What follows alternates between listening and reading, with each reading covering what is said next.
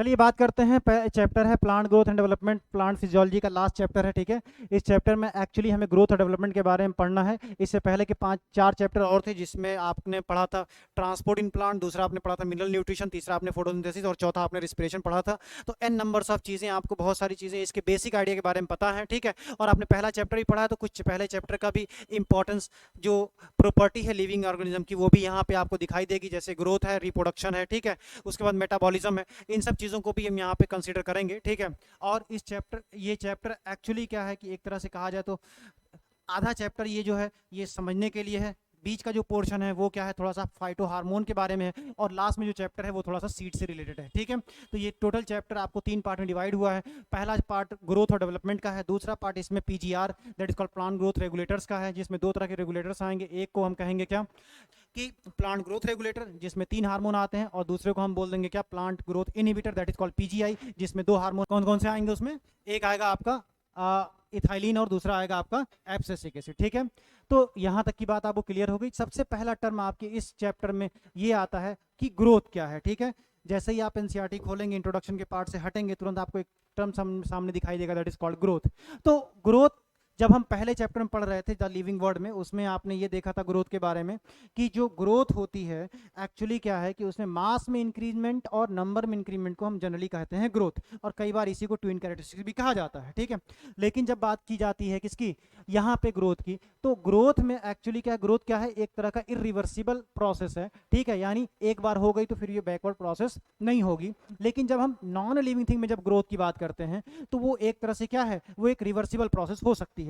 जैसे एग्जांपल के तौर पे इसी चैप्टर में आपके पास एक एग्जांपल दिया हुआ है, एक जगह दिया हुआ है कि लीफ की एक ग्रोथ हो रही है, और एक जगह दिया हुआ है कि अगर एक वुडन ब्लॉक है और उसने वो हाइग्रोस्कोपिक नेचर का है, यानी वो अगर मॉइस्चर को इम्बाइब कर ले रहा है, यानी मॉइस्चर को एब्जॉर्ब कर ले रहा है, तो उसकी साइज क्या हो जाती है, स्वेल अप कर जाती है, ठीक है। जिसकी वजह से बरसात के मौसम में आपको ये वुडन बॉक्स वुडन वुडन जो पार्ट होगा, वुडन जो क्यूब होगा, वो क्या हो जाएगा, थोड़ा स्वेल अप हो जाएगा। लेकिन जैसे ही आपको वो आ जाएगा, क्या नाम है आपका, क्या कहते हैं, गर्मी का मौसम आएगा या फिर ड्राई कंडीशन आएगी, ये वुडन बॉक्स क्या हो जाएगा, अपनी ओरिजिनल साइज में कन्वर्ट हो जाएगा। लेकिन जब हम लीफ की बात करते हैं तो मान लिया कि लीफ की अभी साइज 5 सेंटीमीटर स्क्वायर है, तो अगर हम इसको आफ्टर 10 डेज चेक करेंगे तो इसकी साइज जो हो जाएगी, हो सकता है कि 8 सेंटीमीटर या 9 सेंटीमीटर स्क्वायर हो जाए, ठीक है। तो इसका मतलब क्या हुआ, अगर ये 9 सेंटीमीटर स्क्वायर हो गई तो इसका मतलब ये हुआ कि यहाँ पे जो ग्रोथ हुई है ये क्या है, इरिवर्सिबल है, क्योंकि अब ये साइज छोटी नहीं हो सकती, ठीक है। तो ये एग्जाम्पल आपके बुक में दिया हुआ है, तो आप उसे देख सकते हैं। दूसरी चीज क्या है कि प्लांट में जो ग्रोथ होती है, हम प्लांट के रिस्पेक्ट में पढ़ रहे हैं, तो प्लांट में जो ग्रोथ होगी वो एक तरह से इंडेफिनिट ग्रोथ होती है, और ये इंडेफिनिट ग्रोथ इसलिए होती है कि वहां पे प्रेजेंट होता है मेरिस्टेमेटिक टिश्यू, और मेरिस्टेमेटिक टिश्यू की एक प्रॉपर्टी है जिसे हम कहते हैं टोटीपोटेंसी। क्या कहते हैं हम उसको, टोटीपोटेंसी, ठीक है। टोटीपोटेंसी का मतलब होता है एक ऐसी सेल जो क्या करे, डिफरेंशिएट, डी डिफरेंशिएट और रीडिफरेंशिएट करके कंप्लीट ऑर्गेनिज्म को फॉर्मेशन कर ले, ठीक है। अब अगर हम मेरिस्टेमेटिक टिश्यू की बात करते हैं तो कुछ उसकी प्रॉपर्टी है मेरिस्टेमेटिक टिश्यू की, जैसे एग्जांपल के तौर पे एक्टिवली डिवाइडिंग सेल होती है, न्यूक्लियस प्रोमिनेंट होता है, साइटोप्लाज्म इसका डेंस होगा, इंट्रासेलुलर स्पेस इसमें एब्सेंट होता है, ठीक है।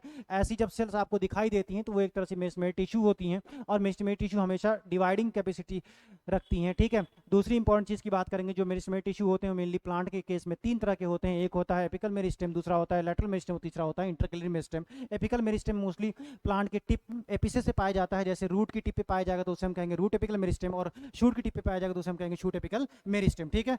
और दूसरी चीज बात करते हैं उसकी, क्या नाम है, लैटरल मेरिस्टेम की। Lateral meristem mostly secondary growth के लिए रिस्पॉन्सिबल होती है। तो अब एक चीज और यहाँ पे इंपॉर्टेंट हो गई कि जो राम और श्याम होते हैं वो दोनों क्या करते हैं, प्राइमरी ग्रोथ, प्लांट की प्राइमरी ग्रोथ के लिए रिस्पॉन्सिबल होते हैं, जबकि जो लैटरल मेरिस्टेम है वो प्लांट की सेकेंडरी ग्रोथ के लिए रिस्पॉन्सिबल होती है। दूसरी इंपॉर्टेंट की बात करेंगे that is called intercalary meristem. Intercalary meristem जो होगी वो मेरिस्टेम क्या करेगी, 2 नोड के बीच की डिस्टेंस को इंक्रीज करेगी, इसका मतलब इंटरनोड की साइज को इंक्रीज कराएगी, इसका मतलब ये भी प्लांट की प्राइमरी ग्रोथ को इंक्रीज कराएगी। सेकंड चीज की बात करते हैं कि ये जो नोड होता है प्लांट में, एक्चुअली ये शूट नोड और internode is the characteristic feature of shoot, and shoot में मोस्टली नोड से ही ब्रांचिंग और डिफरेंट डिफरेंट क्या होते हैं आपके बर्ड्स वगैरह प्रोड्यूस होते हैं, ठीक है। These are the something about the basic idea behind this chapter. And इस चैप्टर में एक्चुअली क्या है कि जब हम किसी सीड को ग्रो कराते हैं तो उसमें ग्रोथ जाइगोट बनेगा, जाइगोट का प्रिसाइज और रेगुलेटेड मैनर फॉर्म में डिफरेंशिएशन होता है, डिफरेंशिएशन के बाद और तो फिर सिक्वेंशियल इवेंट होगी जिसकी वजह से प्लांट मेच्योर होगा, और मेच्योर होने के बाद वो अपने